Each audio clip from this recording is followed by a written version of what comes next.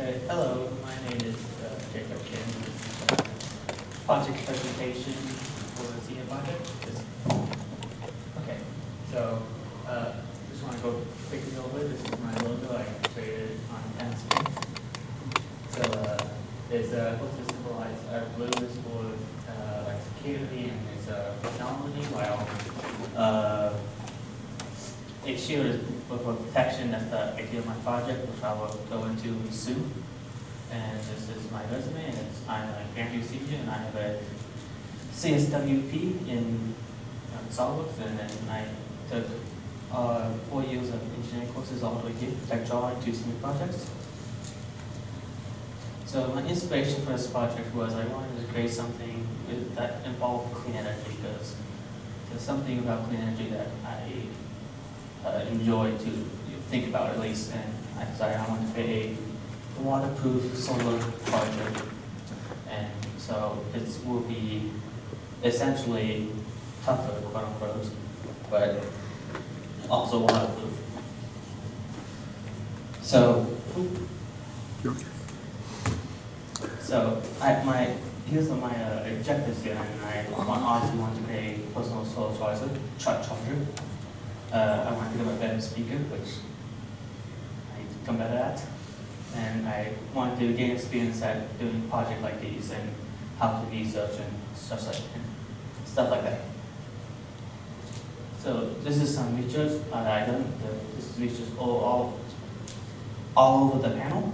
And the first thing I did was I researched what is a solar panel. I already kind of knew, but I just wanted to touch down on the basis just to make sure. And there's different types of solar panels. There's monocrystalline, polycrystalline, and thin film, as they call it. And the one I went with, as you can see here, is a monocrystalline, because they're the most efficient out of all of them. And the difference between them is thin film is cheaper and they're more flexible, but it's less efficient, while polycrystalline is more expensive, so it's monocrystalline, but they're more efficient. So that's why I went with monocrystalline. And I also looked into batteries, because that's a really important thing for a charger. And I have a 10,000 mAh lithium battery in the box, and it's a lithium battery, so it's rechargeable, and it's so that's what I looked into. And I looked at different type of batteries. I looked into smaller batteries just in case. I decided to go with a bigger one because I had one. And I also looked into Arduino, because you can see here, there's a thing here that to help make sure that the solar panel doesn't overheat the battery. And I was looking into that, but I found one online where that if you can just connect it, and I ordered one online, and you connect it, and it does it itself. So that was pretty easy to do. And this is an efficiency test I've done before. So the left one is before I modified the solar panel, and the right one is after. As you can see, there's about a 2% average drop-ish, more or less, based on the time, obviously. So that's what research. That's the research on the panel itself. It's still pretty decent for what I have, so I think it's decent. And this is the waterproof, and I looked at different types of waterproof. The epochs I looked into, what my advisor said may possibly silicone spray, and looked into deep candle wax just in case, and everything. So, and in the end, I went with epoxy because I decided the best. And as you can tell, I had a duct tape. The duct tape isn't to waterproof; it's just to cosmetically look black. It looks better, but and the glue I got was waterproof too, just in case. So, and the creation of the box, I had to make a decision between if I wanted to 3D print a box and then build with that, or I just wanted to find a box, or perhaps create a box and deal with that. And I went with the latter because it was easier. It was 3D printing wise, it was going to take longer because of the queue at the time, and I decided that the handcrafts, I just said, this was a better way to go. So most researching I've done was soldering, soldering. So the solder, the wires connecting from a circuit to the back of the solar panel, and I had to quickly look into how just to solder for the basics and just to know how to do that. So this is my supports. My mom and dad are both more supports for me. My dad also gave me money if I needed. My best friend, Michael Singleton, he's a graduate of college just for high school, and that was a peer support, so he helped me with spell check now and then. So this is my timeline, which I go to. This to the left side is the original timeline, the right side is the new timeline. For a little bit about the same. In November they are both, I'm just researching, and November is a bit different when I decided to research. I decided not to go SolidWorks on the I wasn't no longer needed. And at the later half of December, first I thought I was going to look for ways to make the solar cells tougher, but I decided that I wanted more waterproofing instead. I should have took that later. Winter break, I had to catch up. Winter break, I catch up just more words that I did, which was I started ordering items to start working with. In January, I wanted to start testing for materials, but I didn't get the items in time, so I decided to research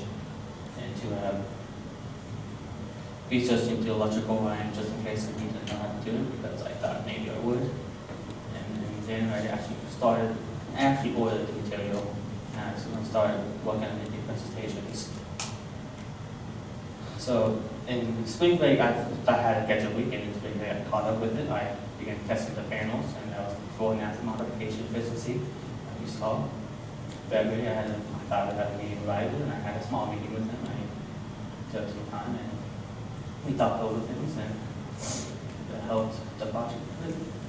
And I decided not to order more items, but we don't have to just order buy more items, but same concept. And in February, I wanted to start finalizing the testing, but I didn't really start testing until February, which kind of pushed everything a bit by a bit, but that's okay because in the end, at least have something.